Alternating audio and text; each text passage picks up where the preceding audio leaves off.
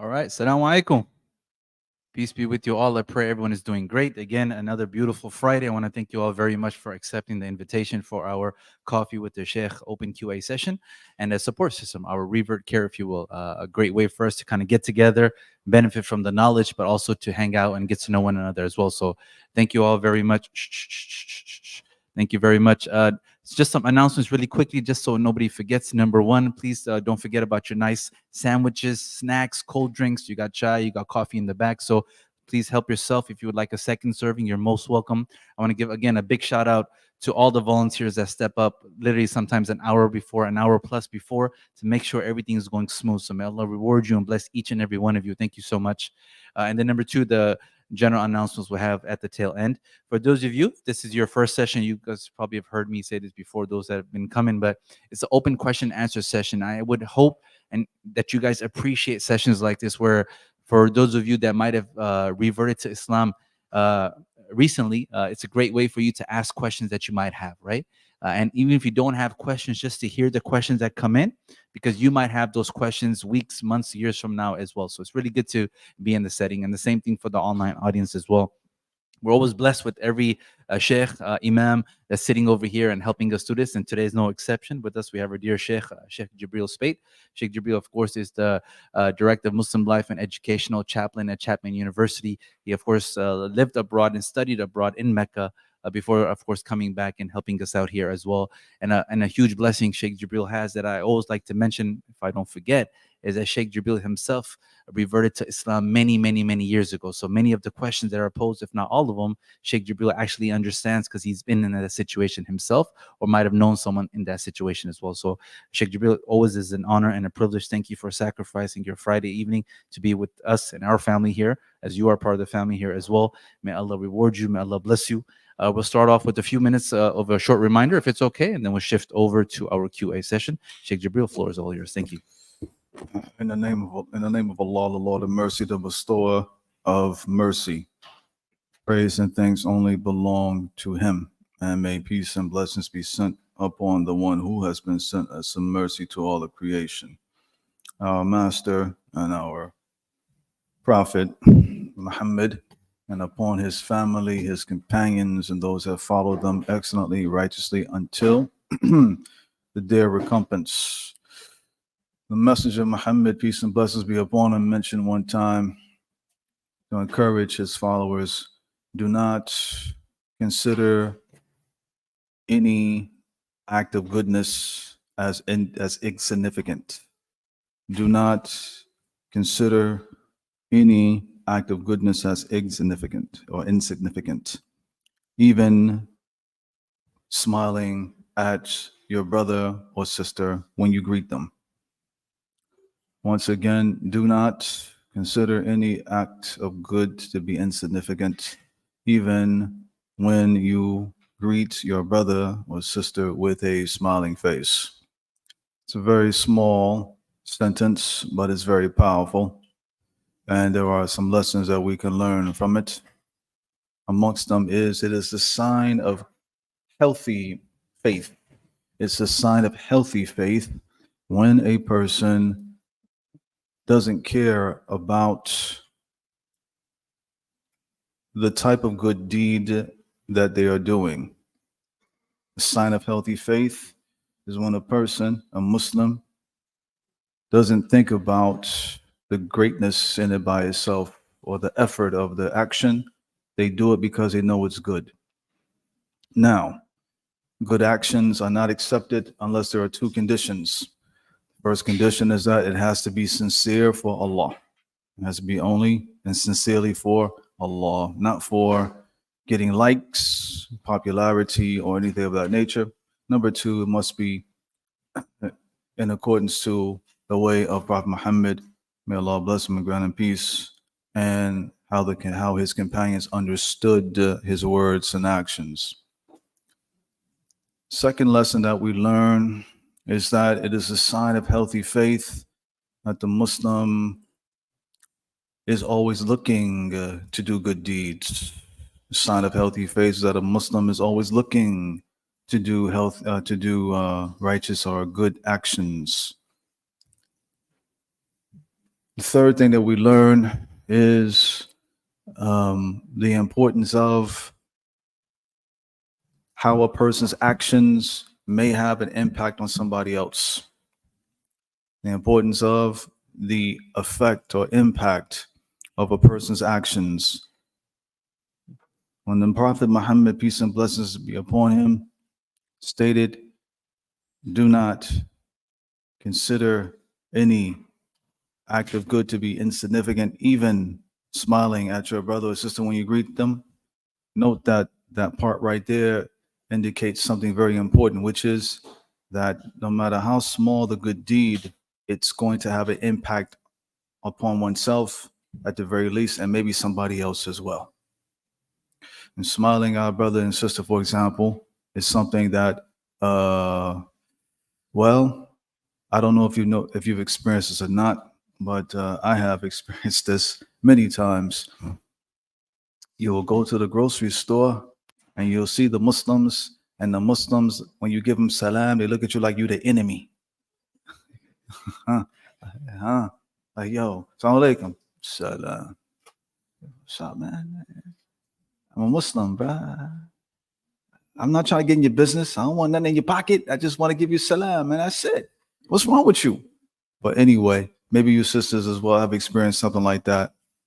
But that lack of that heart, that cold greeting, if you will, that does something, especially for new Muslims. I can't tell you how many times I've heard new Muslims complain about how they've been around Muslims all their life, etc., and they're not treated with the best character or best conduct, not even greeting them in a gentle and a brotherly, sisterly way.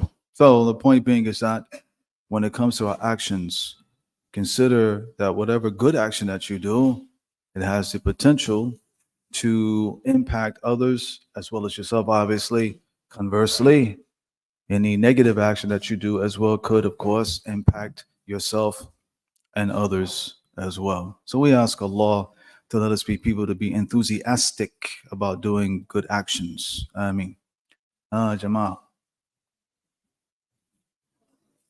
Sheikh Jibreel, thank you so much. Appreciate it. Before we start moving around the mic, Sheikh, we are getting into the 12th month of the Islamic lunar calendar in a few weeks. Can you just talk to us about the importance of the first 10 days, what we should be doing in terms of deeds, and then, of course, the Eid, the holiday coming up as well, just so we actually have it on our radar and we don't get caught off guard, inshallah. In the Holy Quran, we have that in the 9th chapter, it is there that Allah has declared, informed us that there are 12 months in a year. 12 months in a year.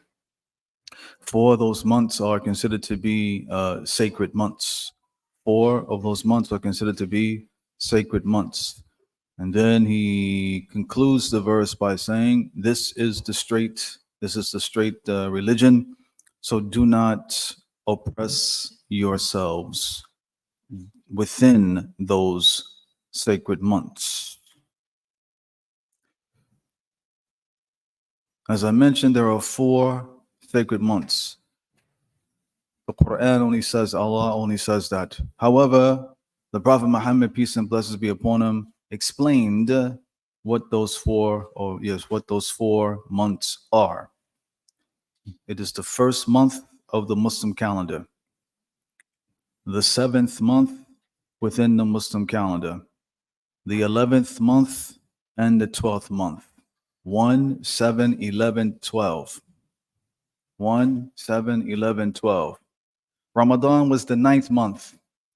We finished the 10th month about 2 weeks ago. Now we're in the 11th month. So we are in a sacred month. It's called it has a particular name referring to the Muslims traditionally traveling to Mecca and staying in Mecca for at least 2 months, if not more, prepare themselves to perform the pilgrimage. Anyway, once this month ends, we will enter into the 12th and final month of the Muslim calendar. the first 9 days of the 12th month are considered to be the most beloved days to Allah. Once again, if you are alive, and if I am alive, and you enter, or you are alive to witness the final month of the Muslim calendar, the first 9 are considered the most beloved to Allah. On the 9th day of that 12th month, it is highly recommended that everybody fast. If you're not performing the pilgrimage, it is highly recommended to fast. Why? Because fasting that day is a means of removing sins that were performed this year and the upcoming year. The 9th day of the 12th month is a very important day for the one who fasts, because the reward is that sins are forgiven this year and the upcoming year. Someone's going to say, I can't fast. What can I do?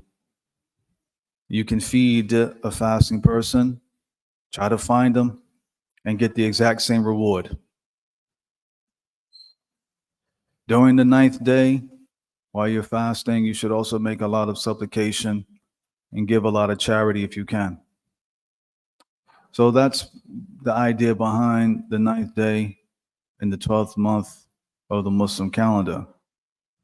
And I'll stop there because there's a few more things, but I want to get to your questions if you have any. And Allah knows best. All right, let's go ahead and open up for questions. Thank you so much, Shaykh Jibreel. I really appreciate it. We want to make sure that we're mindful that this blessed month is coming up, and particularly the blessed 10 days. So, one more thing before I forget. I think this is a bit important. Some people asked me, this was approached to me the last time I came, last month. Somebody came up to me and asked me about making up days in Ramadan. And can I combine them with other days, etc. The strongest position, and Allah knows best, strongest position and Allah knows best, is on the 9th day of the 12th month, you either are going to make that your makeup day, or you're not going to make it your makeup day. You cannot combine two intentions at the same time. You cannot combine two intentions at the same time. My suggestion would be to make that a recommended day and not a makeup day, so you get the reward, Allah willing, and you can make up your obligatory fasts. You got plenty of time to do that. So that's something for you to think about, and Allah knows best. Now you can go. thank you, Shaykh You're Jibreel. welcome. Appreciate it. All right, who wants to start us off? Questions? Just raise your hand. I'll come around with the mic.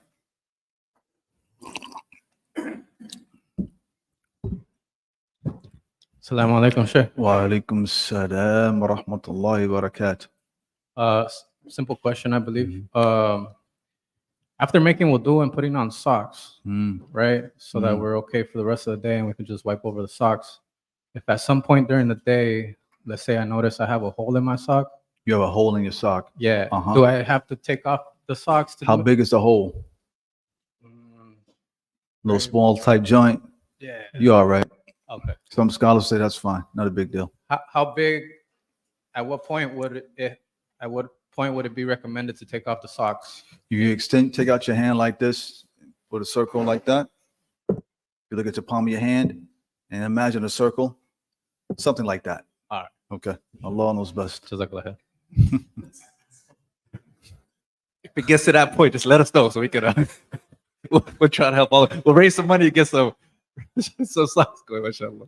Allah bless you all. By the way, with regards to the socks, it's not just any old sock. The socks have to be thicker. They can't be them thin joints. You know what I'm saying? It can't be those thin, the thickness of the sock is important. I'll say it like that. If they're super thin, right? Huh? Yeah, basically something like that. Then nah, you can't. It don't matter. You gotta take them off, and the socks have to be over your ankle bone as well. So these newfound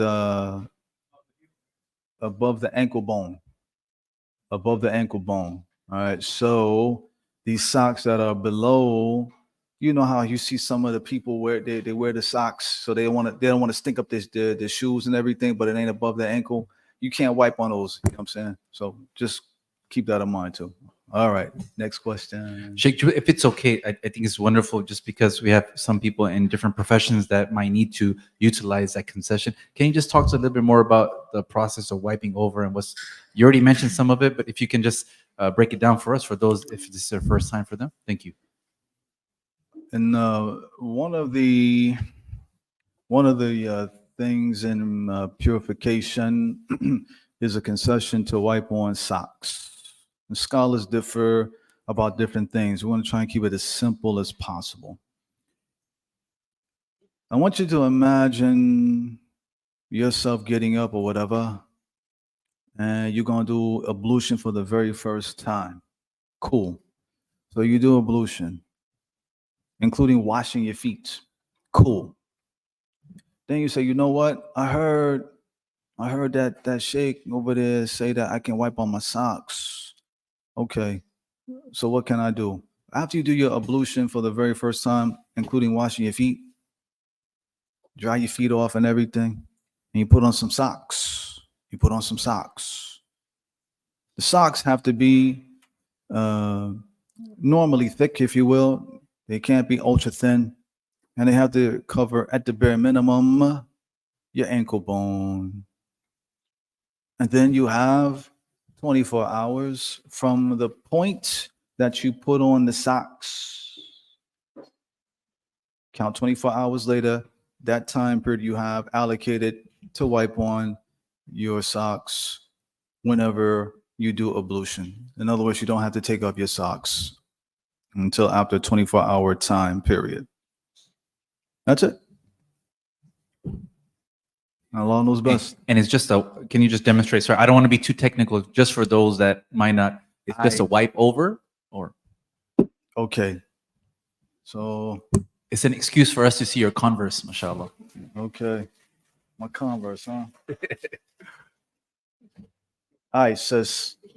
I want you to, nah. Take off your shoe if you don't mind.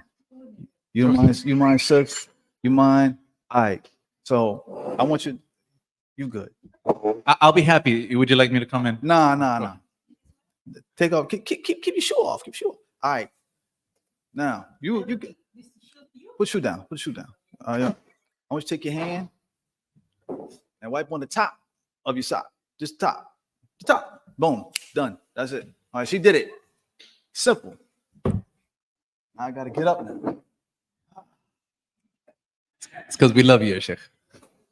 Yeah, whatever. We love you. We love you, Chris. It's Isaac's fault, not mine. I'm blaming Isaac. What's that? It's Isaac's fault. He started the question. I know, man. You. Right now, globally, in every part of the world, they are watching you as you.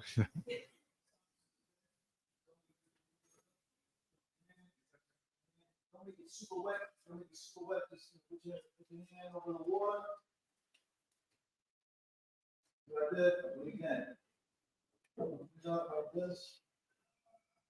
Like that. Okay. Like that. That's it. Any questions? Simple. Simple. All right. Any question?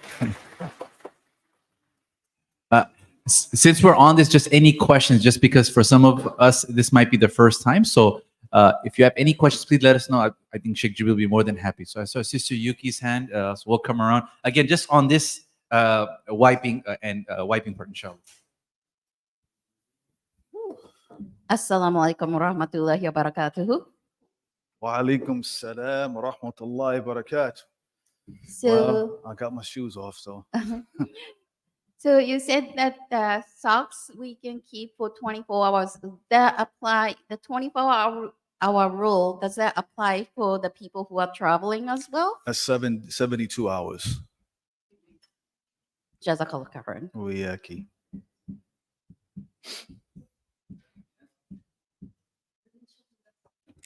And Sheikh, the moment one, if they take off their socks, it's You take off broken. your socks, you got to start over again. You take off your socks, you got to do it all over again. Now, if you're in a situation where you have to do a total bath, that might happen. Obviously, you have to take off your socks, take the total bath, you put your socks back on, you restart or you reset the clock, 24 hours. Okay? Yeah. Mm-hmm. Shaykh. Assalamualaikum. Wa alaikum salam. Thank you for taking it on. Okay, Shaykh. I have read in that How to Pray book that after doing the ablution up to the ear, Uh-huh. you have to remove shoes and socks. Now, you are already clean. Your hands are already clean, and then you are wiping your dirty socks. You have to clean again your hands. Another question, Shaykh. When I do ablution in a public restroom, do I need to remove my hijab? All right. Concerning the first comment that you made, sister, about wait a minute, why I gotta wipe on my socks might be dirty. The Prophet's son-in-law and cousin named Ali, may Allah be pleased with him, said if the religion were based upon, if everything in religion in Islam was based upon logic, then we should be wiping our bottom part of our sock and not the top part of our sock. However, the Prophet, peace and blessings be upon him, wiped over the top of his sock. That's a very important statement that he made there, because not everything that we do, especially when it comes to acts of worship, necessarily has some sort of a logical connection to it. It is a thing of, this is what Allah said, this is what the Prophet said, we hear and we obey. Some other things may have a logical conclusion or a logical connection to it. So that's to your comment. As far as a sister doing ablution in a bathroom, public bathroom, what should I do? Should I take up my khimar? No. Don't take up your khimar. Absolutely not. I'm gonna tell you right now. Stay with me. I'm gonna tell you what you do. First of all, the reason why is because we have the verses in the Quran that talk about who can a Muslim woman remove her khimar off of. Her, of course, her family folk, her family folk. Now, what do I do then? You loosen up your khimar a little bit, you take some water, and you go through your head like that. That's sufficient for wiping over your head. You loosen up a little bit, and you go through your head. It is not obligatory to the whole head in that situation. I tell you, only if you can cover approximately a quarter of your head, beautiful. Because some scholars have taken the position that it is sufficient in wiping the head, a fourth of the head. Okay? And Allah knows best. Now, when you at home, do the whole head because you're home. All right, but when you out in the public, do the fourth and keep it moving. Make sure you retighten up your khimar. All right. May Allah bless you. You're most welcome. Sheikh, I just want to online. We have a number of people leaving questions or comments. First is regarding the wiping. The wiping, mashallah. Allah bless you. No comment here is no, really. Thank you so much for this question, because I too had this question. And thank you so much for the demo, because I also had this question. Sure. And then we also had somebody else. Honestly, I've been constantly taking off socks and washing. I feel silly. So no, you don't feel silly. I mean, you following the deen. I mean, look, man, nobody feeling silly. Look here, let me tell y'all something. I can recall many times I'm in the public bathroom and it's time for salah, time for prayer, man. And I know good and well that I can't delay my prayer. I'm in the bathroom. I turn on the spigot or the faucet, whatever you call that thing, right? And first I'm washing my hands. You got the non-Muslim right next to me. They might say something to you, they might not. Anyway, so you wash your hands, and the next thing you know, you're putting water in your mouth, and then they're looking at you like, all right. I mean, from that point forward, right? I mean, what are you gonna do? I mean, what you want me to do? Okay. And then you do your face, and then you do your hands, and then some people put their feet in the sink. Now we might laugh at that, but I mean, some people take that position where you have to take off your socks because these socks are not considered valid for wiping. But that is only one position. The other position is no, you can wipe on these socks. You're totally fine. And with regards to our situation, it is probably a lot easier to do that. Even then, you got some of the non-Muslims peeping you when you're doing your ablution, and they see you taking some water and wiping up your socks. They thinking, what's he doing? All right. So the whole thing may look silly to them, but you ain't doing it for them. You're doing it for Allah. That's the whole idea. Allah reward you, Shaykh. I really appreciate it. It just reminds me of a story that I heard from someone as well that. Oh, I got one more thing. Just out of, especially for the brothers, particularly. I know because sometimes we're like, man, I don't know, man. I mean, this is what you do. When they look at you kind of weird in the bathroom, remember something. All those cats were standing up urinating. May Allah honor you. That joint's nasty if you think about it, because the urine is splattered on their pants. You ever thought about that before? You see what I'm trying to tell you? Here you are trying to keep yourself clean, and my man's looking at you like, what you doing? What you doing? Why you standing up? You dig? I'm just saying. That's just for us, man. For the women, I mean, I don't know what to tell you. You're doing it for Allah. And there's some nasty women out there too. And y'all know it too. Y'all know it. I ain't got y'all sister agree with me. Y'all know what I'm talking about. There's some nasty people out there, man. So when you do your ablution, remember there's some nasty people in the bathroom. Y'all know it. Y'all just getting clean so you can have your sins removed. I mean, what else? What more you want? Anyway, go on, bro. No, it just reminded me of a story of somebody asked the brother when he became Muslim, what is it that intrigued you about Islam? Like, how did you become Muslim? He's like, no, I'd rather not. Like, no, tell us. And eventually said, for me was, I literally walked into the restroom and I saw a brother put his foot into the sink, and it just like, I've never seen something like, I'm just paraphrasing here. I've never seen something like that before. And the brother was up making wudu, the wash up, right? And so for him, it was like, wow, you have your foot in the sink and you're right. And so that started his journey. And then he ended up becoming Muslim, alhamdulillah. So you never know, right? You never know. I know one thing. I'm gonna give y'all a little fun test. I want y'all to see if you can do ablution in a bottle this big. I want to see if you can do ablution in a bottle this big. This is the Jibreel ablution challenge. I'm gonna say it again. You see the joint right here? This is what a guy, 16.9 fluid ounces, or 1.05 pints, 500 milliliters. In the Jibreel ablution challenge, I want to see who can do ablution with a bottle of water like this. If you can, when I come back next month, hit me. Let me know. Inshallah, Allah willing. Huh? Say what? Everything.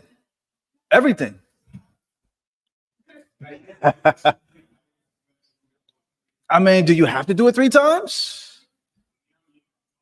You can do it what's obligatory is 1 time. So I 1 time. It's preferred to do it 3 times, but I don't want to get too heavy into the weeds. Again, this is the challenge. Let me see if y'all can do it though. Assalamu alaikum, Shaykh. Wa alaikum salam. Are you saying that it's not enough to use that bottle, or huh? Are you saying it's not enough to use that bottle, or? I didn't say that. The challenge is can you do it with this amount of water? You can, yeah. You can do it? All right then. Okay. Jazakallah khair.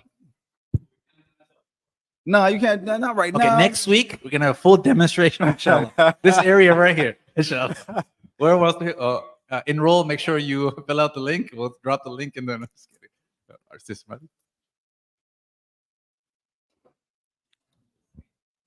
Assalamu alaikum.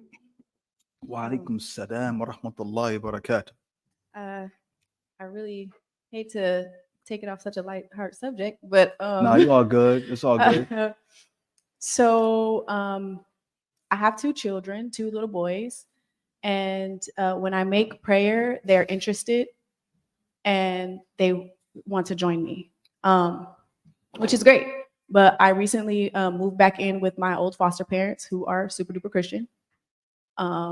And I noticed every time that it's time to pray and my children want to join me, they like call them out and like, hey, Kobe, come, let's do this. Or, you know, they kind of like stop them from doing it.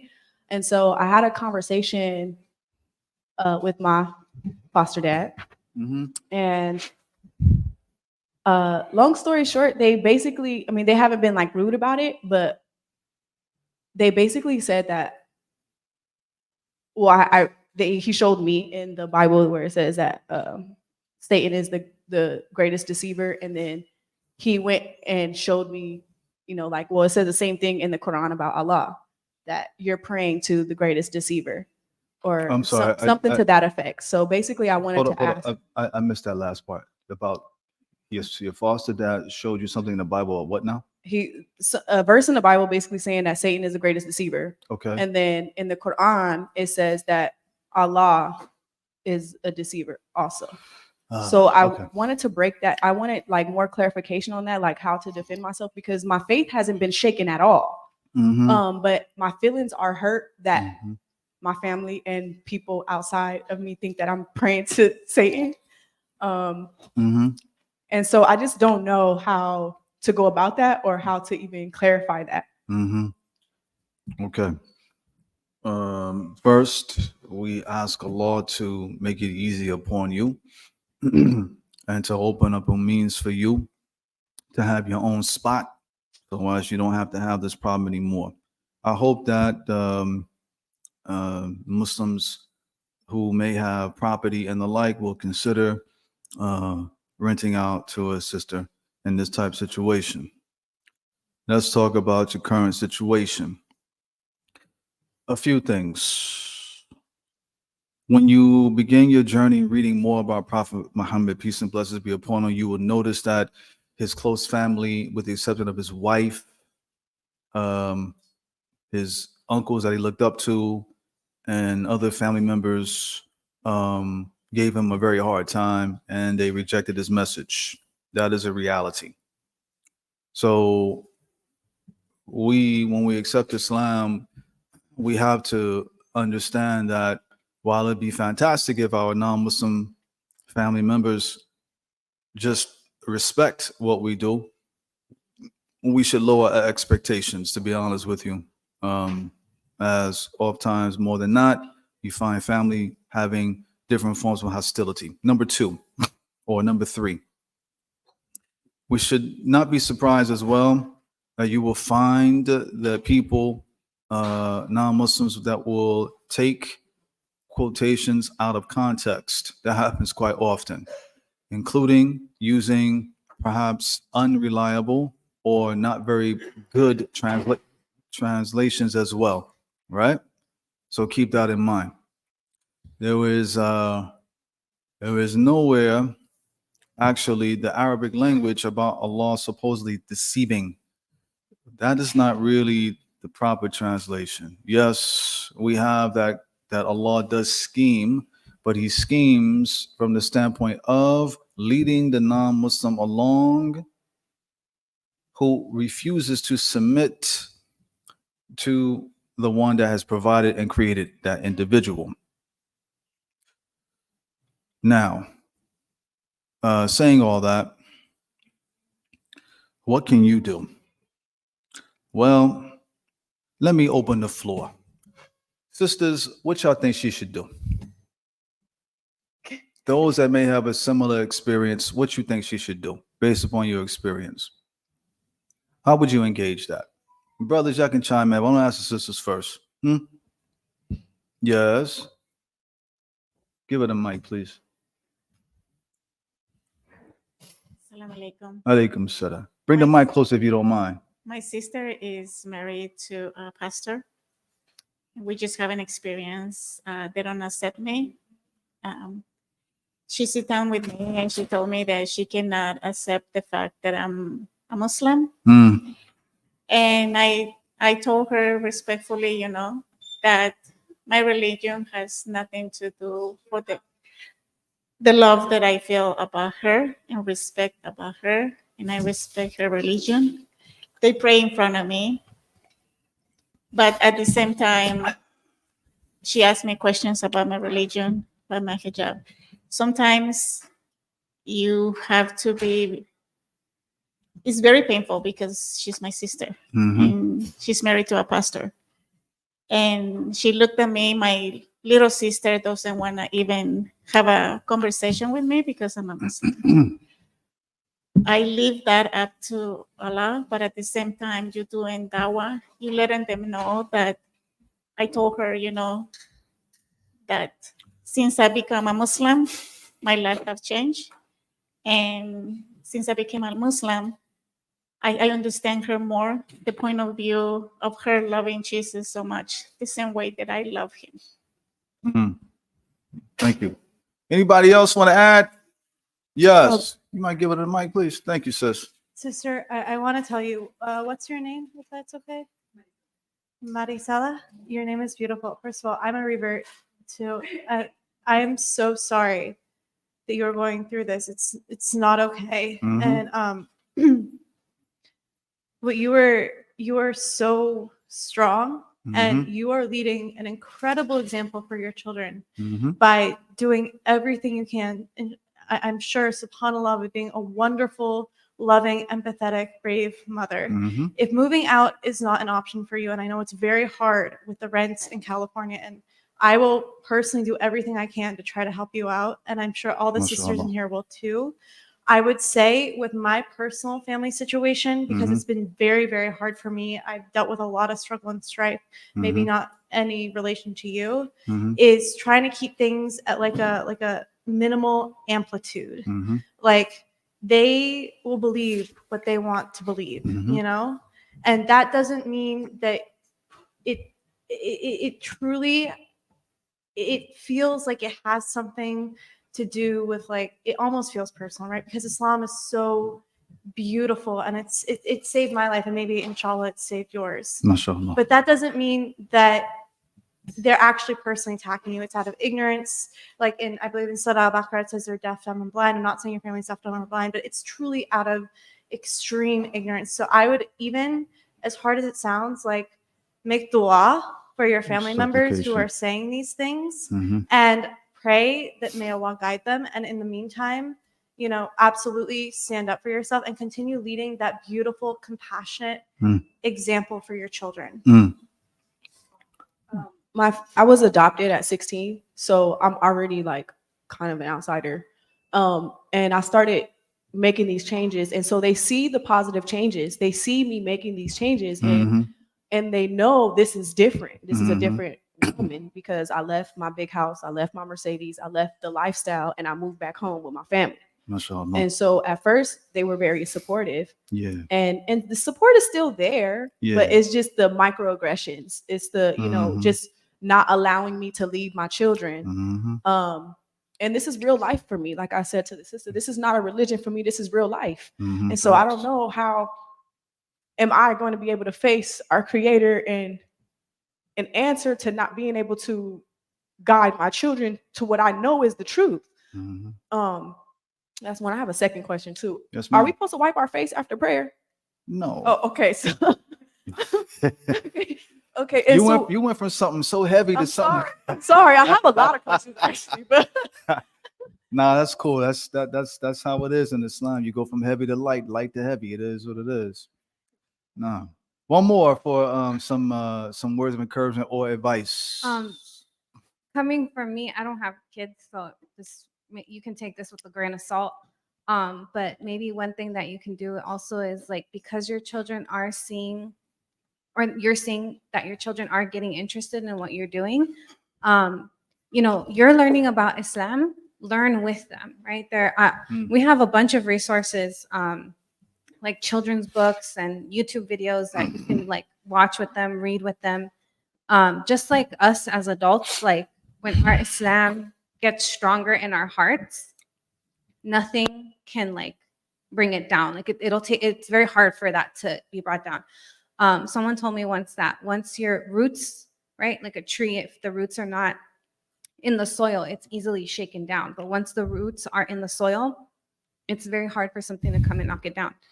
So as you're learning about Islam, like learn with your children, and then their roots are going to be in the soil, and it will be very hard for anybody, even their foster grandparents, to shake them down. So learn about Islam with them, and that might help with you guiding them as well. Yeah, but the issue is with respect to her foster dad. Oh, Right. dad, Her okay. foster dad is saying, that Satan is the great deceiver and Allah is a deceiver. Therefore, Allah is the devil. May Allah Ta'ala protect us. That is the logic that this man has. So Right. So may Allah guide him. Are there any resources like for the 99 names of Allah for kids that Well, first I want to hear what my sister here has to say. Would you mind giving her the microphone, please? Thank you. Bismillah. Okay, I come from my grandfather was a Baptist preacher Hmm. from the South. And growing up in the Baptist church with all the whatever, it's like, Mm-hmm. well, you give me these rules, why are y'all doing that over there? And that's out of fear, he's telling me that. 'Cause Mm-hmm. he does not know God, he doesn't know. He is out of fear.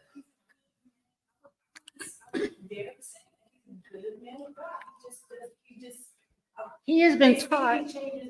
They're excited and they're seeing a new me, but they don't want to give props to who and how they have.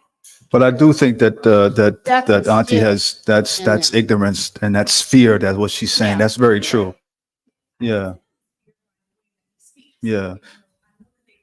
Yes. And they believe that their way is the truth. Right. So if you truly believe that your way is the truth, Well, I want to continue, if you don't mind, please. My mother, okay, she always gave us a choice. If I told her when I was black, then, okay, honey, okay. And she just prayed for me. And I've always known I needed to follow Islam. I mean, when I was younger, I wore my head wrapped, everything. And my whole spirit was different. And then, like I worked at Disneyland, I always cleaned the sink for the Muslim and stood there so nobody would ridicule me. It was custodial at Disneyland. So, and I fought for them to have, you need a space for them to pray. So backstage, they would, make a space. I was like a real rebel. But it's out of fear. And I'm most comfortable. I'm most comfortable with my son and my family. And the kids like, tease or whatever, but I just for myself, get to my plants, and I'm praying while I'm doing, attending to my animals, my plants, and everything. So you just have to not stress on it. Mm. God knows your path before you know. It's already made for you. You're going through this right now is going to change you. Mm-hmm. Because you have a whole family here. You have everybody believes in your spirit. Mm-hmm. And I look at you like I've seen you before, but I've gone through fine and stuff. And it's just different, but honey, you'll be fine. You're a good mom. Don't let anybody tell you you're not. Mm-hmm. The people that in Christianity or Catholicism, all that, they know better. Mm-hmm. You've had, I don't know how many people have rewritten the Bible. And Christ isn't even, it's a Greek word. It's not in the Hebrew language. it's like it's not hostile. Yeah. It just with this recent, it's really hurt. That's what they believe. Stop control. It just starts to live. So I didn't know how to respond to that because in my I don't see the word is Yeah. Where'd you get that from? Yeah. Right. Yeah. Well, I think these 4 sisters, I think what they had to say is spot on. And one of the things that, of course, this is another test that Allah is putting you through to see if you're going to be able to handle it. Can you pass the test? What does that mean by passing the test? Amongst the things is you don't get upset, you don't get angry, you don't be insulting, etc. And that you start formulating means of systematically, I should say, debunking the logic that the person, that your foster dad or anybody else for that matter will present to you. That's going to be your next challenge. How is it that I can critically listen to what this person's saying, understand the logic where they're coming from, and then deal with each and every sentence line by line? So that's going to be your next challenge. That's your next challenge. You already said there's nothing in the Quran where it says that God is the deceiver. So my question is, from where are you getting that from? Okay, and then the whole idea of, yes, that the Satan is the great deceiver. Yes, he is deceiver. That's true. But do you know what Allah means? All right, let's start there and go from there. So anyway, my point is, think about that. You're going to be a test. This is not going to be your last. Welcome to being a Muslim. All right. And family members some are going to test you.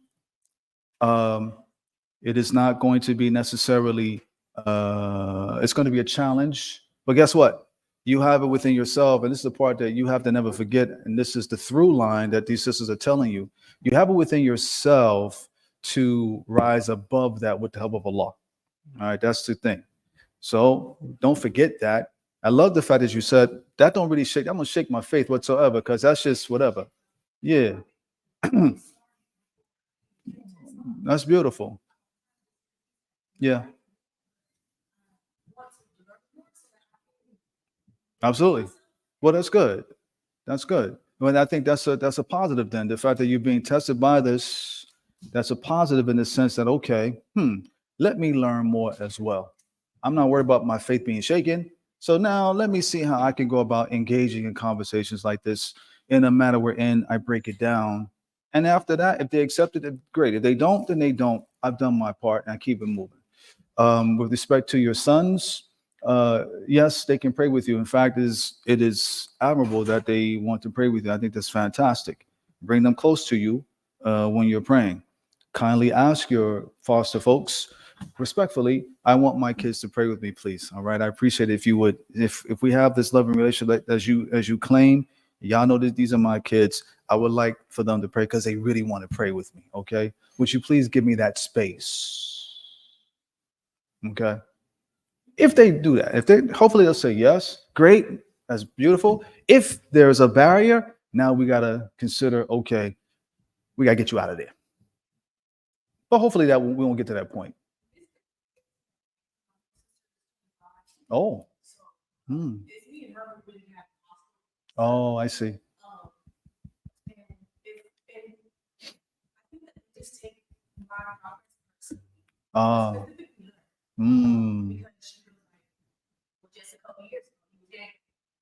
Yes.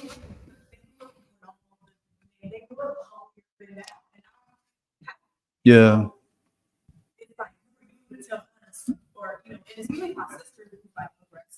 Mm-hmm. Mm-hmm.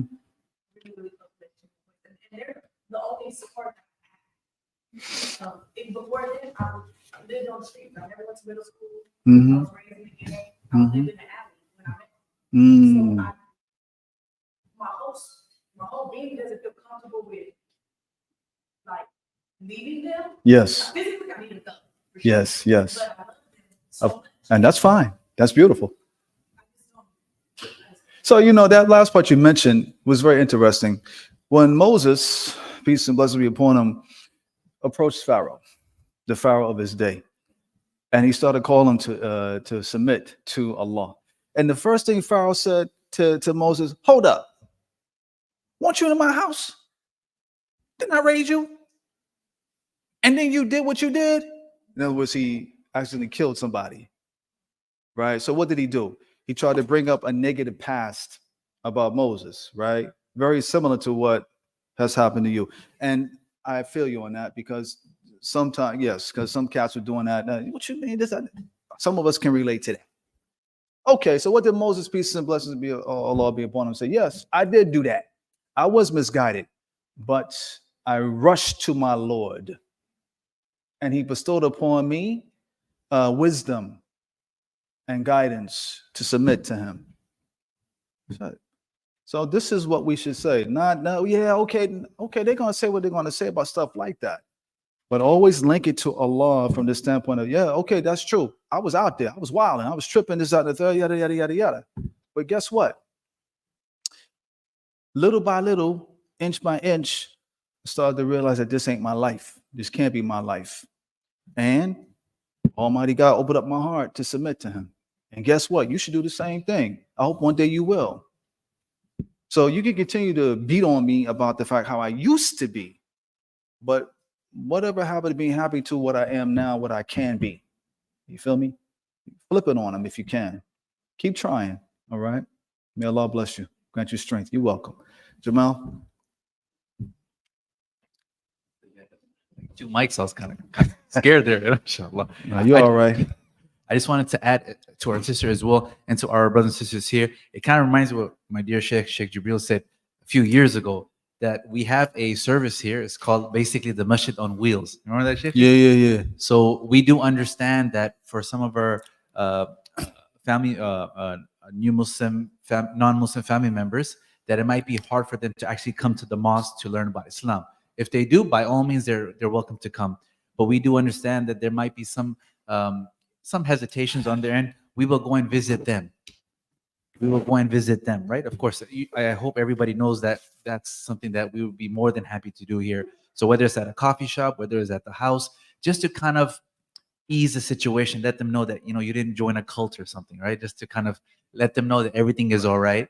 And maybe just to, over dinner, over coffee, it's not a debate, just to go and introduce ourselves on behalf of the mosque to say, your son, your daughter, your niece, your nephew, they're doing great. They're part of our community. It's a family. All right. So I will just remind myself, and by extension, everybody else here as well. Should you want and you're interested in that service, that program, just let me know. We'll be more than happy to arrange that, inshallah. Number two, of course, our dear brother Abdul Wali is here. I asked him if there's an update he can share about our dear sister Laura. So, brother Abdul Wali, maybe we'll share some things, anything he would like to share, inshallah. Assalamu alaikum wa rahmatullah. Alaikum assalam wa barakatuh. Sisters, Laura says she loves you all for the sake of Allah. And some of you, I'm sure, can talk to her occasionally. She's in Santa Fe Springs has many names. I have the full address. There's two addresses, one that you can write to her with and a physical address. So sometimes if you have the wrong one, your mail might get sent back. So I have it if you want the actual address that she can get the letters directly. Listening to the story, also kind of related to me and Laura. I don't know the sister's name, but what I had to go through was it came to the point where I had to say, do I love Allah more than anyone? My family, my kids, my wife. So what I did was I cut everyone off, and I told Allah to show me who is gonna be in this life and this walk with me. And I mean to the extreme. I just poured myself into my deen, learning. I'm not a good Muslim, don't get me wrong, but I try hard. And so I tried hard to apply what I was reading and learning. And then everyone saw the change, and it was so drastic. Like, I'm 52. I spent about 21 and a half years of my life in prison out of the 52. I'm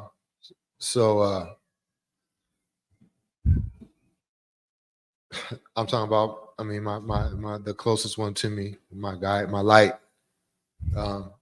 was actually the one that was the most against me for a year, fighting tooth and nail, you can name it, been through it, and then couldn't even pray in the house without being screamed at, throwing things at me.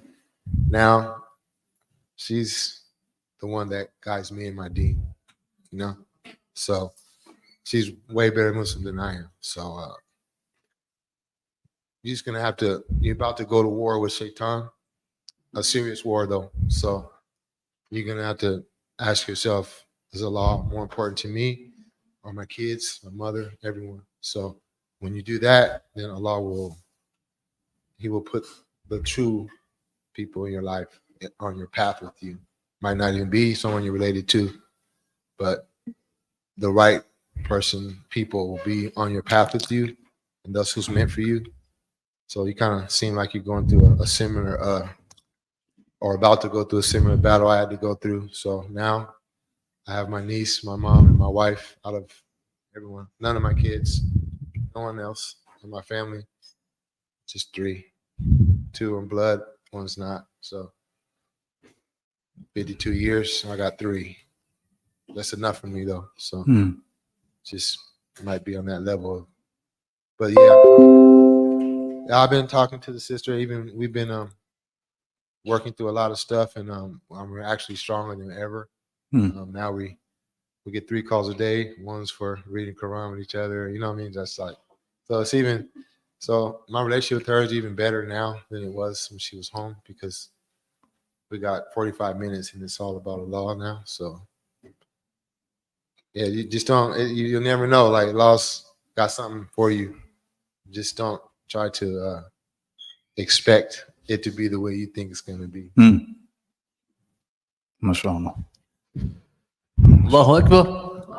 That was amazing. As my dear brother Abdul is saying that, of course, in the same masjid, in the same multi-purpose room, his mother, Miss Joyce, accepted Islam, right in the same area, and brother Abdul gave the Shahada. Not only that, of course, Sister Laura, his wife, accepted Islam, and his niece accepted Islam. So 3 people that at least I know about that have embraced Islam. Alhamdulillah. May Allah bless you all. This was a wonderful session. Sheikh Jibreel, I want to thank you for the experiences that everybody was sharing. That's, I think, very important for our classes, that not only do we get the knowledge, but we also get to share the experiences, because many of us have been in the trenches. So when you guys share those experiences, it really helps and benefits other people as well. So may Allah reward you all and bless you all. Jamal, I ain't do nothing, man. I just answered 2 questions. Everybody else was still everything. But you facilitated, right? And that's what I appreciate. It takes someone to get it started, Okay. right? So may Allah reward you and bless you. Let's do a loud Allahu Akbar on 3 for our dear Shaykh Jibreel. 1, 2, 3. Allahu Akbar. Shaykh Jibreel Speight, Director of Muslim Life, Educational Chaplain at Chapman University. May Allah bless you. It brings us, of course, to the tail end of our conversation. Time change, so keep in mind our class is moving forward, 6:30 to 7:30, so that this way we have enough time to wrap up in here, and then if anybody needs to use the restroom, we'll do, and then we'll go ahead and get over to our prayer. A few announcements. First, again, is I just want to thank all the volunteers that step up week in and week out to help out to make this a wonderful experience for everyone.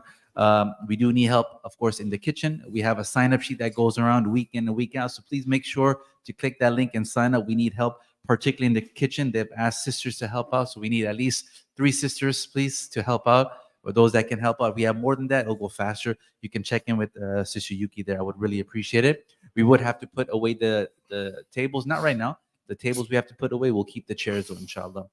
Third point is the ID card. So again, many of us have asked about these, so it should be right in front of you, God willing. So if you need to take an extra 1 or 2, feel free to take some. If you need a batch of other ones, you're most welcome, Sheikh Jibreel. You remember these from the other time? I don't know if I gave them. Sorry about that. Just the religious ID cards.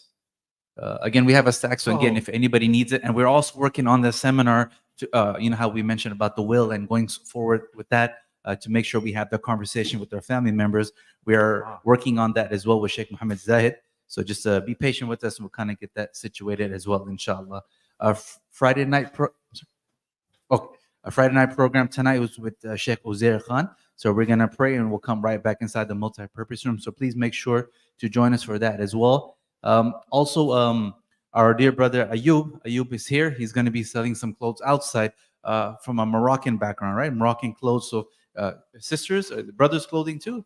Only sisters, okay. Yeah, I'm sorry? Oh, they're on sale, mashallah. Brother's giving a sale, it's a clearance. So should you want to, meaning is free. Grab what you like. Not just kidding. Just kidding. Inshallah, it'll be outside, brother. Ayub setting up. You know what we always like to do, support our family members, our entrepreneurs here, inshallah. So if you can, that'll be great. Also, please don't forget, I'm looking right at Sister Taylor and Tropicali. A lot of people ask me about my shirt. This was actually pressed by Sister Taylor and Brother Prism. I get so many questions about this shirt, about Safe Palestine. So it was actually a gift that the family gave to me, which I wear very dearly. So again, we want to make sure we support our Muslim entrepreneurs, alhamdulillah. So Sister Taylor is there. Make sure to please reach out to her and Tropicali and support their business as well, inshallah.